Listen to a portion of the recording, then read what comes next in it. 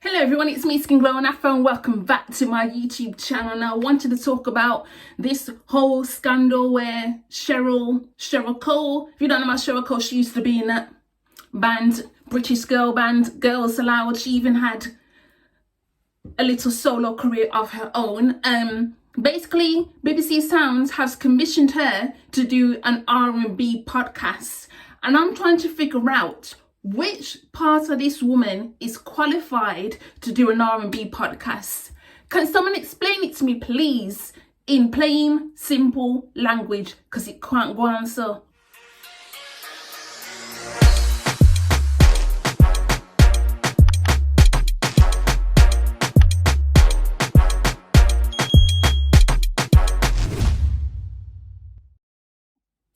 Girls Aloud, which Cheryl Cole was in, was a pop group. Her music, or lack thereof, was also pop. So I'm trying to figure out, why is she qualified to do an R&B podcast? What qualifies her to do an R&B podcast? I am seriously confused. Because why is this woman of a particular demographic been given such an interesting podcast to do? Like, it's not just enough to like R&B music. There are plenty of people who work for the BBC, specifically black people who work for the BBC, who are far more qualified, yet they're not being given this opportunity, and it's highly convenient, isn't it, BBC? Now, if you know anything about my YouTube channel, you know I've cussed out the BBC several times. I feel no way about cussing them blood clots off. I feel no way about cussing them off, because at this point in time, it is ridiculous. Do you hear me? It is ridiculous to give this woman, who has a history of racism, an R&B podcast, knowing full well that rhythm and blues, aka R&B, was created by African Americans. I just find it strange for her to be given this podcast, considering the fact that R&B, rhythm and blues, was created by African Americans. And don't get me wrong, there are several black British artists who have also done R&B music, you know, such as Beverly Knight, Alexandra Burke, etc. And they are far more qualified. Even Jamelia did R&B music when she first came out, R&B and pop music. You know, Beverly Knight's been going for years. She's also done R&B and pop music. Why is Cheryl Cole been given this opportunity, other than the fact that she's white? That is the only explanation. They're giving her this opportunity because she is white, and the majority of Britain is white, and they see her as more palatable. And this thing keeps happening over and over and over and over. And this is why racism is not going anywhere.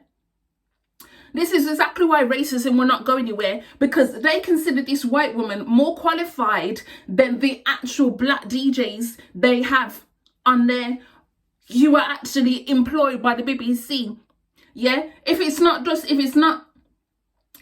Jamelia, right? If it's not Jamelia, if it's not Alexandra Burke, if it's not Emily Sandé, she's freaking amazing. I absolutely love her.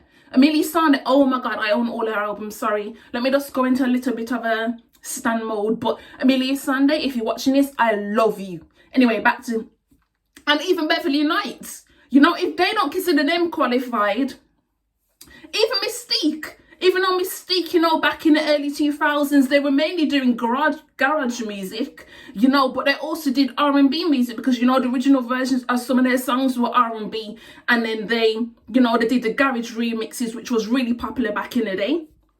And then they have these DJs, these black DJs, who actually are employed by the BBC, who are far more qualified than Cheryl Cole is. Yeah, you have a love of R&B, but what makes you qualified? Do you have your podcast on the BBC? What makes you qualified? Absolutely nothing. The only reason you got chosen was because you were white. Let's keep it 100. Let me say that you got chosen because you were white. Okay? They passed up this opportunity to give it to a black person. Now, I know some of you are going to come underneath my post with, why does it have to go to a black person? Oh, that's racist. Go suck your mother, because me not care. No.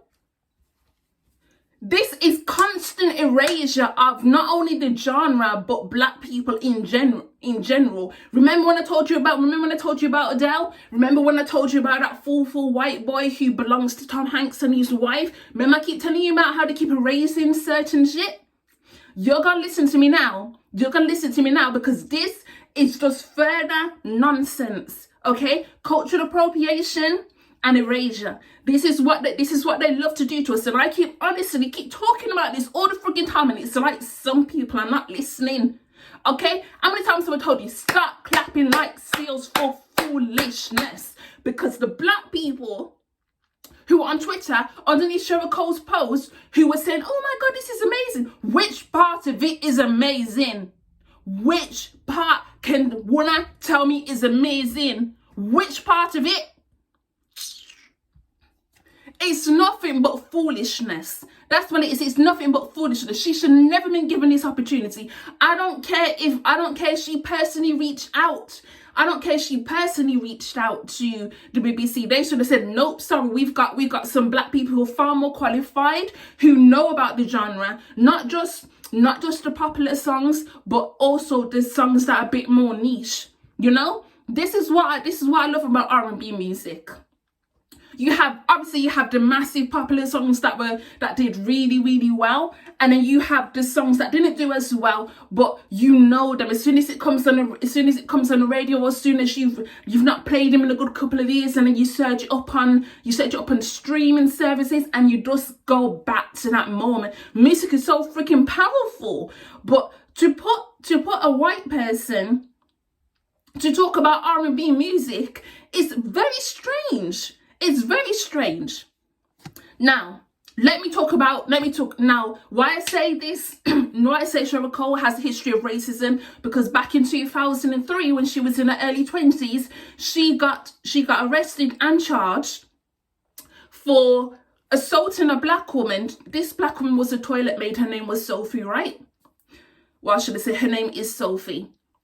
And Cheryl Cole basically called her a black B word. And I believe she also called her another word, which I will not repeat on this channel. No, I won't, because YouTube would lock me off. Okay? She called her a black B word, she called her another word, and she beat her black and blue. She assaulted her to the point where the swelling on her face, her eyes, like, I'm not even going to put the picture up because it's horrible. But I will post the link down below if you choose to search it up for yourself, right? So yes, she beat her black and blue, racially abused her, but yet she was found guilty of the assault. And she was made to pay Sophie £1,000. And that's it, £1,000. 1,000. I bet, and at that time, 2003, Girls Aloud was really popular. So £1,000 was like a drop in the ocean amount of how much money she was getting. Yeah. And she was found guilty of assault, but she was found not guilty of the racist abuse. And this is exactly what I'm talking about here in the UK.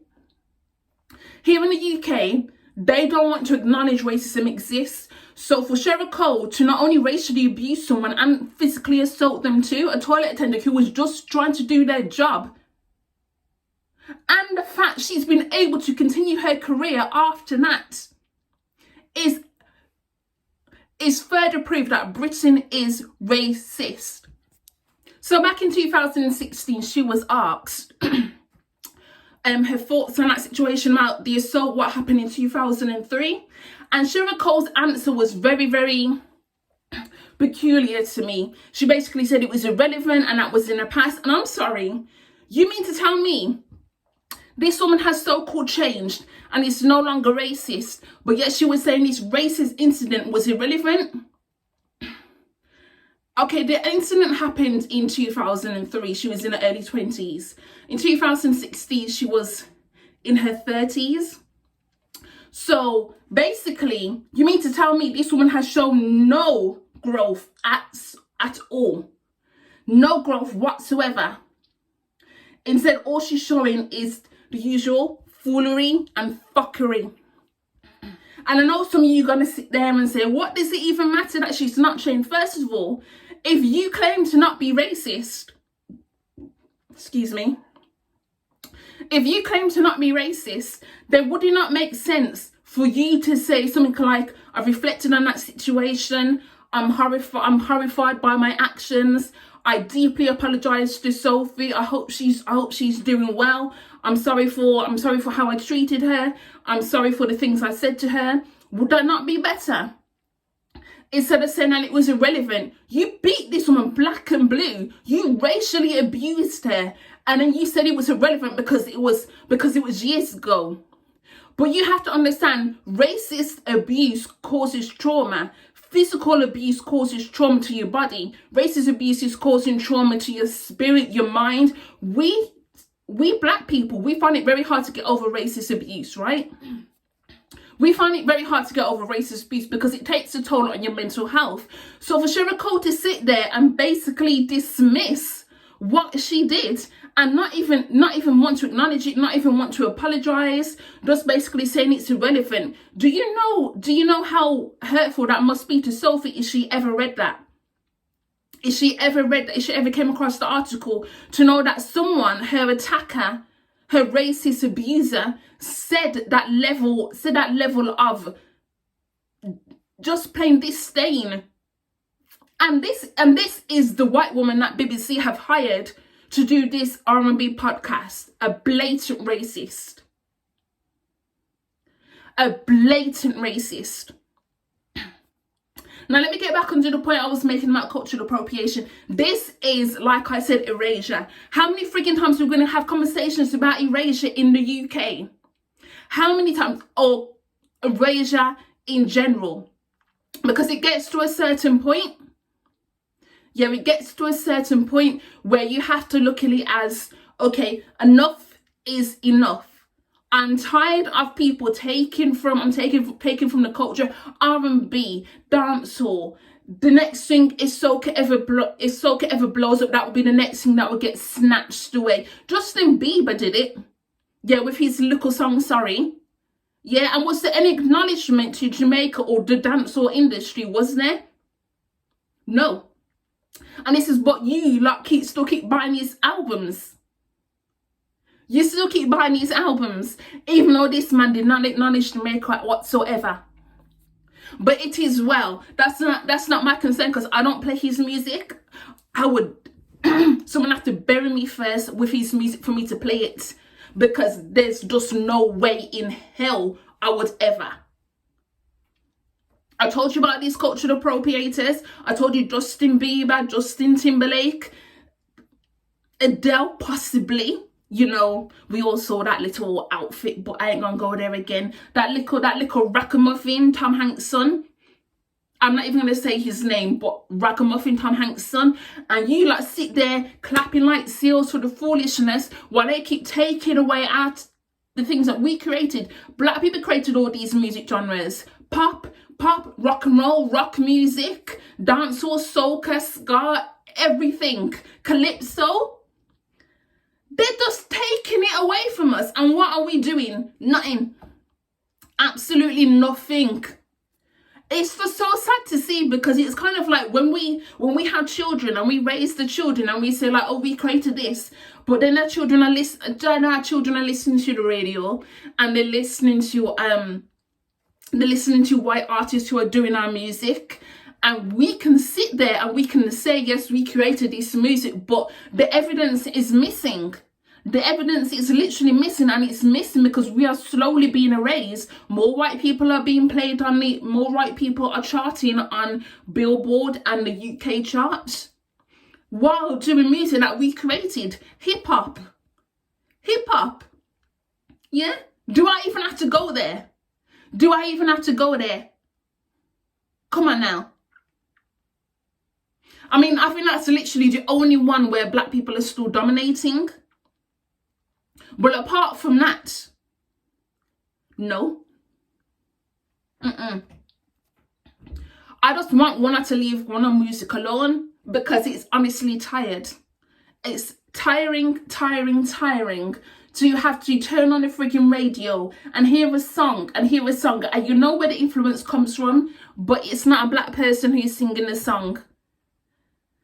It's it's a white person singing the song with no acknowledgement to its roots, its heritage, who created this music, you know?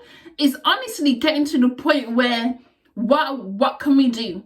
Honestly, what can we do to make things better? What can we do to improve our situation in general? Because at this point in time, it's kind of like we are kind of lost. We are kind of stuck because these record labels want our music, but they don't want our faces, and we don't want to hear our input.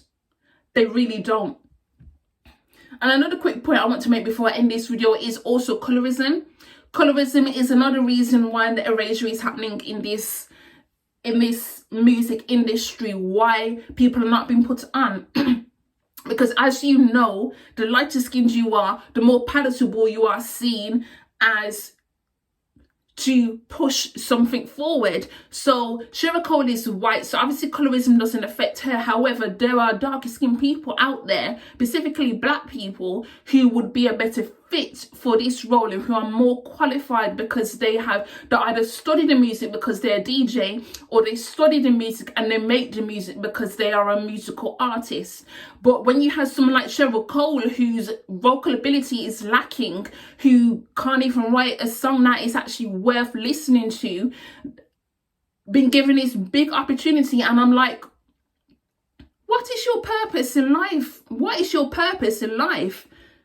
You can't sing, you can't dance, your music is not good. It's not something that I would class as a classic. You know, it's just there. It charted, it did what it needed to do. But have you noticed your last few singles didn't chart as well? It's because people caught up and they realized you're not as good an artist as you thought you were. You've not even tried to be a good artist. So it's another thing I found as well to talk about colorism as well is that a black man is the one who's producing Cheryl Cole's podcast. To make it 10 times worse, a black man is also producing her podcast, putting this white woman above black women. How many times have we seen this before? How many freaking times have we seen this before?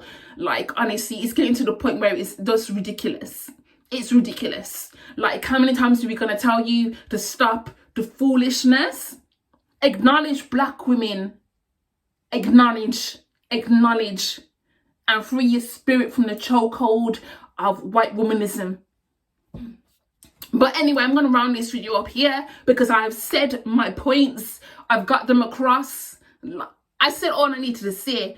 If you want to disagree, then that is your business. If you do agree, then please like, comment and subscribe, and don't forget to share my video so everybody can see that I don't play with that cultural appropriation nonsense. I don't play with erasure, and I certainly do not agree with Cheryl Cole being given this opportunity. I mean, even though I did say that black people are more qualified for this role, there are actually some white artists out there who do R&B and they study the music and they actually acknowledge who created this music, and they actually give props to them. But Cheryl Cole has never done this, so this is like a very, very strange situation. It's a very, very strange situation, and BBC, I can always cuss you until you stop your racist nonsense. All right, I can. Bye.